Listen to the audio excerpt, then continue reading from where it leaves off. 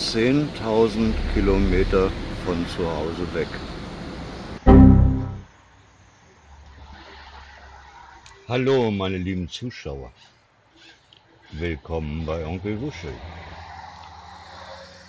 Ihr habt eben schon gehört, 10.000 Kilometer von zu Hause weg. Wir bewegen uns in eine völlig andere Welt. Santa Cruz do Sol, meine ersten Eindrücke aus Brasilien. Aber zunächst einmal muss ich da ja mal hinkommen. Im tiefsten Winter hebe ich hier jetzt gerade in Hamburg vom Rollfeld ab. Und ihr seht, das Wetter ist so, wie ihr es kennt. Und ich will das jetzt hinter mir lassen. Nein, ich habe die Nase voll vom Winter.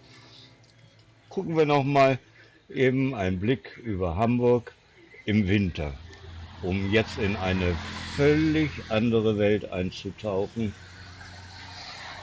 Jo, ich bin auf dem Weg in mein Feriendomizil.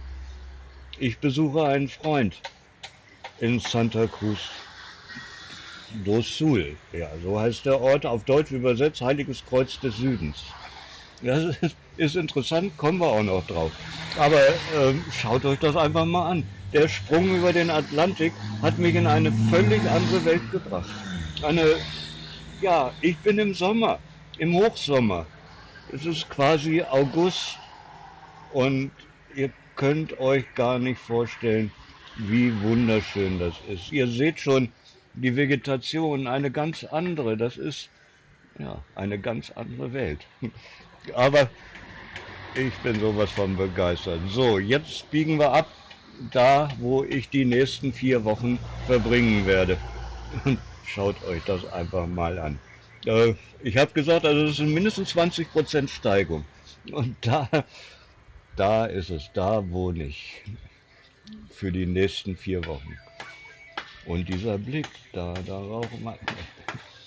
So, eine erste Erkundung. Wir waren heute in der Stadt einkaufen und ein paar Erledigungen. Ihr habt mal eben kurz die Kathedrale gesehen. Das kommt alles. Das werde ich euch alles zeigen. Ich bin bis zum 2. März bin ich hier. Ich werde euch das zeigen. Aber erstmal noch so ein bisschen chaotische Aufnahmen hier bei der Fahrt durch Santa Cruz do Sul. So, und das ist eine Besonderheit. Das ist der Tunnel in der Rue Marcellai Floriano.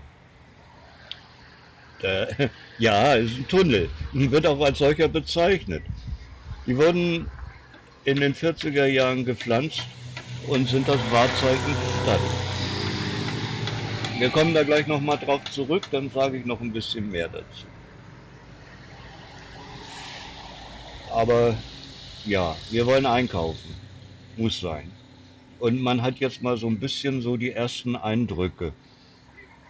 Santa Cruz do Sul.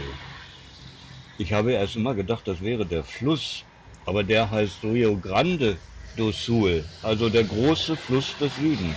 Und der mündet in Porto Alegre in den Atlantik.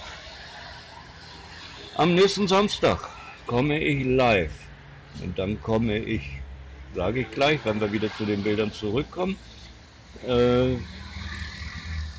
Vorher wollte ich aber euch nochmal zeigen, Santa Cruz do Sul hat deutsche Wurzeln. Und Oktoberfest. Ja, aber dafür bin ich zu spät. Aber Karneval, den kriege ich am Samstag mit. Schaut euch bloß diese Vegetation an. Das ist... ja, ich habe Google schon ein paar Mal gefragt, was ist denn das alles? Weil teilweise kenne ich die Pflanzen überhaupt nicht. Ja, sehr interessant. So, der Rest geht jetzt zu Fuß. Und da sind wir in der Rua Marechal Floriano. Hatte ja schon gesagt, diese Bäume, die sind in den 40er Jahren gepflanzt worden und sind das Wahrzeichen der Stadt.